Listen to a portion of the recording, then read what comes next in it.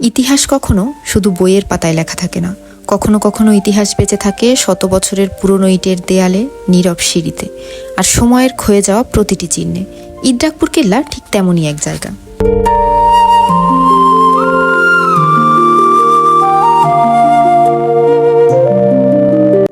শতাব্দী পেরিয়ে গেছে, নদীর পথ বদলেছে, বদলেছে মানুষের জীবন, শুধু বদলায়নি এ দুর্গের গল্প। আজ আমরা মুঘলদের সেই অধ্যায়ের ভেতরে হাঁটব, দেখব, জানবো আর অনুভব করার চেষ্টা করব ইদ্রাকপুর কেল্লার আসল গল্প। ভাবুন তো, প্রায় 350 বছরেরও বেশি পুরনো একটি দুর্গ, যে দুর্গ একসময় নদীপথে আসা জলদস্যু এবং শত্রুদের প্রতিরোধে গুরুত্বপূর্ণ ভূমিকা পালন করত। ইতিহাসের সেই নীরব সাক্ষী আজও দাঁড়িয়ে আছে এই মুন্সিগঞ্জে। চলুন ঘুরে দেখে আসি।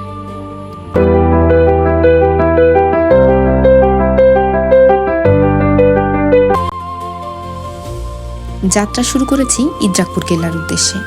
আমরা যাচ্ছি ঢাকা মাওয়া এক্সপ্রেসওয়ে ধরে শ্রীনগর বাস স্ট্যান্ড থেকে প্রায় 26 কিলোমিটার দূরে মুন্সিগঞ্জ সদর। সিএনজি ধরে চলে যেতে পারবেন মুন্সিগঞ্জে। জনপ্রতি ভাড়া পড়বে 40 থেকে 50 টাকা।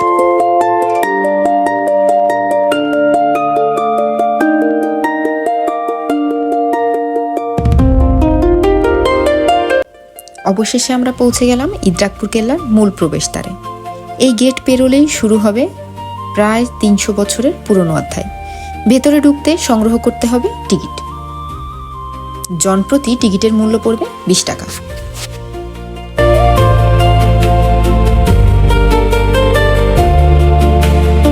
বাংলাদেশের ইতিহাসে মুঘল আমলের যতগুলো স্থাপনা গৌরবের সঙ্গে দাঁড়িয়ে আছে, তার মধ্যে ইদ্রাকপুর কেল্লা অন্যতম। ইদ্রাকপুর কেল্লা মুন্সিগঞ্জের একদম প্রাণকেন্দ্রে অবস্থিত শুধু একটি স্থাপনা, বরং এটি বাংলার নদীপথ রক্ষা, বাণিজ্য নিরাপত্তা এবং মুঘল আমলের একটি অন্যতম স্মারক হিসেবে দাঁড়িয়ে আছে। শতাব্দীর পর শতাব্দী পেরিয়ে গেলেও এখনও ইদ্রাকপুর কেল্লা ইতিহাস প্রেমীদের কাছে এক আকর্ষণের কেন্দ্রবিন্দু হয়েই দাঁড়িয়ে আছে। আজ আমরা চলে এসেছি সেই ইদ্রাকপুর কেল্লায়। চলুন ঘুরে দেখি। চলুন জেনে নেই ইদ্রাকপুর কেল্লার সংক্ষিপ্ত ইতিহাস। এই কেল্লাটি নির্মিত হয় প্রায় 366 বছর আগে, অর্থাৎ 1660 খ্রিস্টাব্দে মুঘল সুবাদার মীর জুমলা দ্বিতীয় এর নির্দেশে। সে সময় বাংলার নদীপথে মগ ও পর্তুগিজ জলদস্যুরা আক্রমণ চালাতো। তারা নদীপথে এসে গ্রাম লুট করত, ব্যবসায়ী জাহাজ আক্রমণ করত। মূলত এই আক্রমণ ঠেকানোর জন্যই মুঘল প্রশাসন বেশ কিছু দুর্গ তৈরি করেছিল, যার মধ্যে ইদ্রাকপুর অন্যতম। ইতিহাসবিদদের মতে এটি শুধু মুন্সিগঞ্জ রক্ষার জন্য নয়, বরং রাজধানী ঢাকা রক্ষার প্রতিরক্ষা ব্যবস্থার অংশ ছিল। তখন পদ্মা, ধলেশ্বরী, শীতলক্ষ্যা ও মেঘনার সংযোগস্থল ছিল এই অঞ্চলের কাছাকাছি। এ কারণে এর কৌশলগত গুরুত্বও ছিল অনেক বেশি। এখন আমরা দাঁড়িয়ে আছি ইদ্রাকপুর কেল্লার সেই অংশে, যেখান থেকে একসময় উপরতলা থেকে নিচতলায় নামার জন্য ব্যবহার করা হতো এই সিঁড়িগুলো।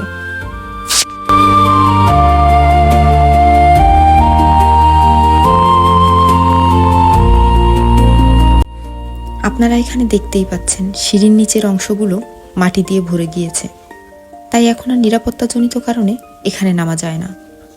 ইতিহাসের কত শত রহস্য যে এই মাটির নিচে লুকিয়ে আছে তা ভাবতেই অবাক লাগে।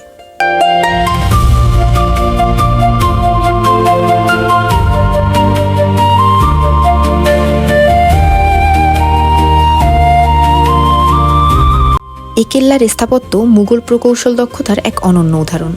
দুর্গটির অন্যতম আকর্ষণ হলো এর বৃত্তাকার উঁচু কামান মঞ্চ, যেখানে দাঁড়িয়ে চারপাশের নদীপথ পর্যবেক্ষণ করা যেত। কেল্লাটির বৈশিষ্ট্যের মধ্যে আরও রয়েছে মোটা ও শক্তিশালী ইটের দেওয়াল, বৃত্তাকার কেন্দ্রীয় প্ল্যাটফর্ম, প্রতিরক্ষামূলক প্রাচীর, নজরদারির জন্য উঁচু অবস্থান, নদীপথ নিয়ন্ত্রণের উপযোগী নকশা।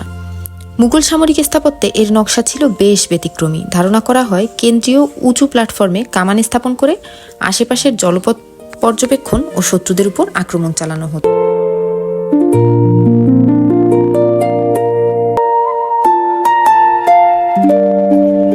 দর্শক মন্ডলী, আপনারা দেখতে পাচ্ছেন আমরা এখন ইদ্রাকপুর দুর্গে আছি। দুর্গ হচ্ছে ক্যান্টনমেন্ট সেই সময়কালের।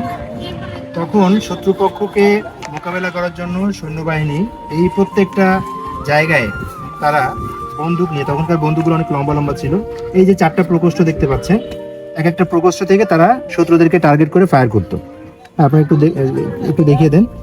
4টা প্রকোষ্ঠ আছে, দূরের যদি কোনো শত্রু তারা পেত তারা এইখান থেকে টার্গেট করতো, আবার যদি কাছে চলে আসতো শত্রু তারা এখান থেকে টার্গেট করতো আর কি। তো এতে হতো কি, শত্রুপক্ষ যদি কোনোভাবে তাদেরকে প্রতিঘাত করতো সেটা তাদের গায়ে আর লাগতো না। এভাবে তারা নিজেদের এলাকাটা রক্ষা করতো। এখন যে অংশটি আপনারা দেখতে পাচ্ছেন সেটি একটি কংক্রিটের পেভার ব্লক। এটা মূলত কেল্লার নির্মাণ সামগ্রী নয়, প্রত্নতাত্ত্বিক নিদর্শনকে সংরক্ষণ করা এবং দর্শনার্থীদের চলাচলকে সহজ করার জন্যই পরবর্তীতে এ সংস্করণ করা হয়েছে। যুবরাজ, তোমার এখানে এসে কেমন লাগছে? তুমি কি একটু ঘুরে দেখেছো? হ্যাঁ। তুমি এখানে এসে কি দেখেছো? সুন্দর একটা পুকুর আছে, খুব সুন্দর একটা সিঁড়ি আছে। তোমার ভালো লাগছে? হ্যাঁ। তুমি কি অন্যদেরকেও এখানে ঘুরতে আসতে বলবে? হ্যাঁ।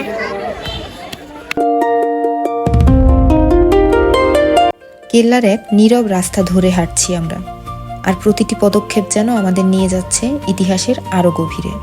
চারপাশের পুরনো দেয়াল, বাতাসের নিঃশব্দ ছোঁয়া আর সময়ের চিহ্নগুলো মনে করিয়ে দেয় এ কেল্লা শুধু ইট পাথরের স্থাপনা নয়, এটি কয়েকশো বছরের স্মৃতির ধারক। সামনেই এ কেল্লার জাদুঘর। বাইরে থেকে হয়তো খুব সাধারণ মনে হতে পারে, কিন্তু এর ভেতরে লুকিয়ে আছে মুঘল বাংলার অজস্র গল্প, যে গল্পগুলো সময় মুছে ফেলতে পারেনি।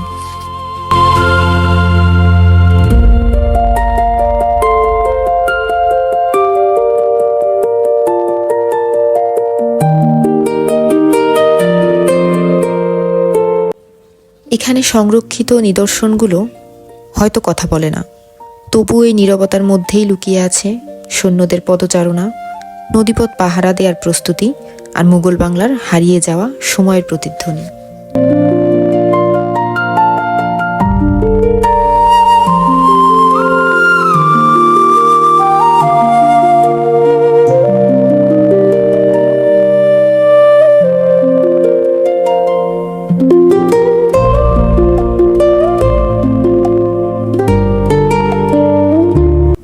ইদ্রাকপুর কেল্লার মূল ফটকের ঠিক বিপরীতেই যেন আরেকটি নীরব ইতিহাস দাঁড়িয়ে আছে। শান্ত পুকুরের জলে প্রতিফলিত এই পুরনো স্থাপনাগুলো সময়ের বহু গল্প বয়ে নিয়ে চলেছে। সবচেয়ে আশ্চর্যের বিষয় হলো এখানে অতীত আর বর্তমান একসঙ্গে বেঁচে আছে। পুকুরের স্থির জল, নিঃশব্দ বাতাস আর প্রাচীন বাড়িগুলোকে দেখলে মনে হয় সময় কখনো পুরোপুরি হারিয়ে যায় না, সে শুধু নিজের রূপ বদলে আমাদের মাঝেই থেকে যায়। চলুন এবার জেনে আসি ইদ্রাকপুর কেল্লার ধ্বংসের ইতিহাস।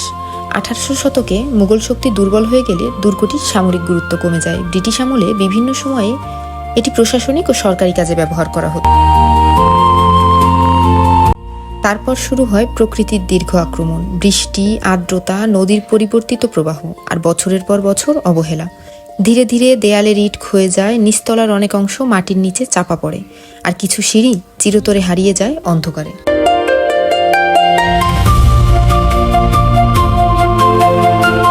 আজ আমরা যে ভাঙা প্রাচীর দেখি তা শুধু একটি দুর্গের ধ্বংসাবশেষ নয়, এটি মুঘল বাংলার হারিয়ে যাওয়া শক্তি, সময়ের নির্মমতা আর ইতিহাসের নিঃশব্দ পতনের জীবন্ত সাক্ষী। ইদ্রাকপুর কেল্লার ইতিহাসকে পিছনে ফেলে আমরা এখন রওনা হয়েছি ঢাকার পথে। ধীরে ধীরে সন্ধ্যা নেমে এসেছে আর আকাশের শেষ আলো মিশে যাচ্ছে নদীর শান্ত জলে।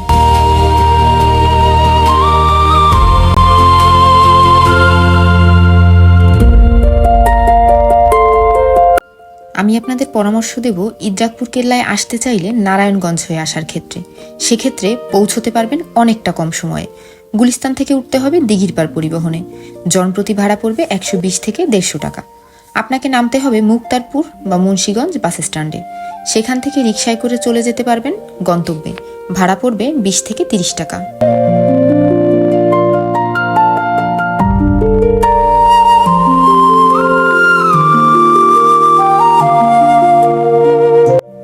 মুক্তারপুর ব্রিজের এই সন্ধ্যা যেন বলছে, ইতিহাসের পথ শেষ হলেও যাত্রা এখনো বাকি।